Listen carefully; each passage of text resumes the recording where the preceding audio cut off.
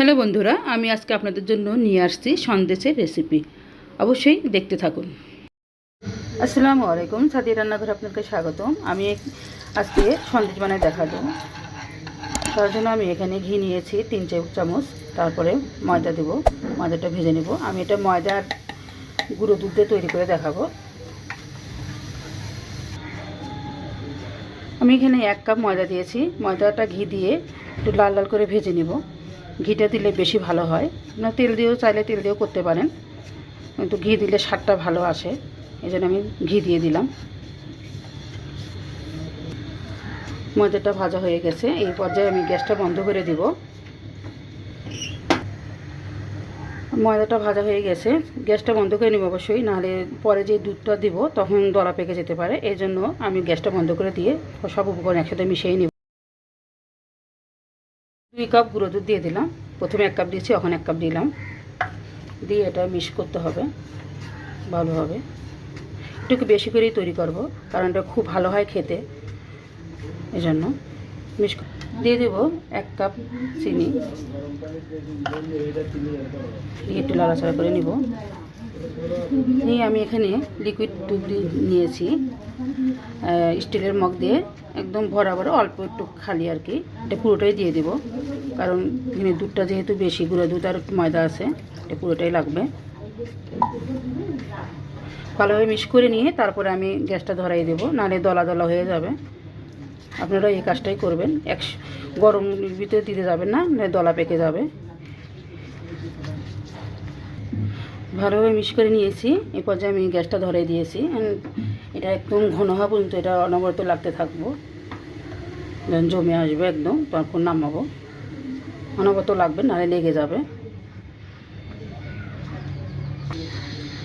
এভাবে অনবরত লাগতে থাকবেন, দেখতেই পাচ্ছেন।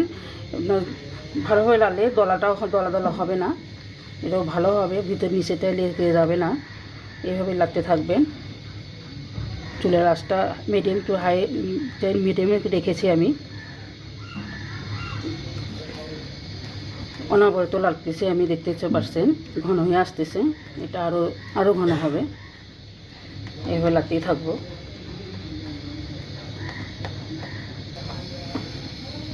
সন্দেশের রান্নাটা আমার হয়ে গেছে, দেখতে পাচ্ছেন কড়াই থেকে উঠে আসতেছে। এই পর্যায়ে নামাবো আমি। এটা হয়ে গেছে। কিভাবে বুঝবেন আমি বলতেছি। এটা হাতে নিয়ে এভাবে দেখবেন যে দলা পেকে আসে কি না, তাহলে বুঝবেন এটা হয়ে গেছে। দেখতে পাচ্ছেন হাতে একটু লেগে নেই, তার মানে এটা হয়ে গেছে। এটা আমি এখন নামাবো। এই পাত্রে আমি সেট করব সন্দেশটা। তার জন্য আমি একটা কাগজ বসিয়েছি, এর মধ্যে ঘি ব্রাশ করে নিয়েছি। এটা এর মধ্যে সেট করে নিব।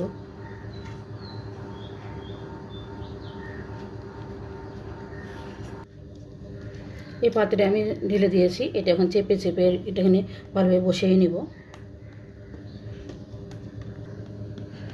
এভাবে চেপে চেপে এটা এখানে বসাই নিলাম। এটা সমান করে বসাই নিতে হবে, তাহলে দেখতে সুন্দর হবে। এটা সেট করা হয়ে গেছে। এটা আমি এখন 3 ঘন্টার জন্য ঠান্ডা করতে রেখে দেব। 3 ঘন্টা পর আমি ফিরে আসলাম। এটাকে উঠিয়ে নেব। একদম কি সুন্দর হয়েছে। এটা আমি চতুর্থ সাইডে কেটে নেব দেখার সৌন্দর্যের জন্য।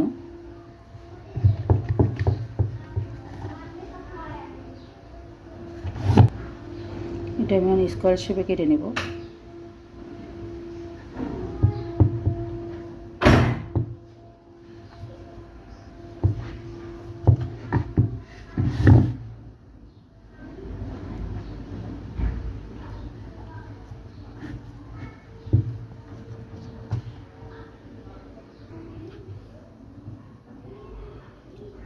সবগুলো কাটা হয়ে গেছে। এটা আমি একটা প্লেটে তুলে নেব।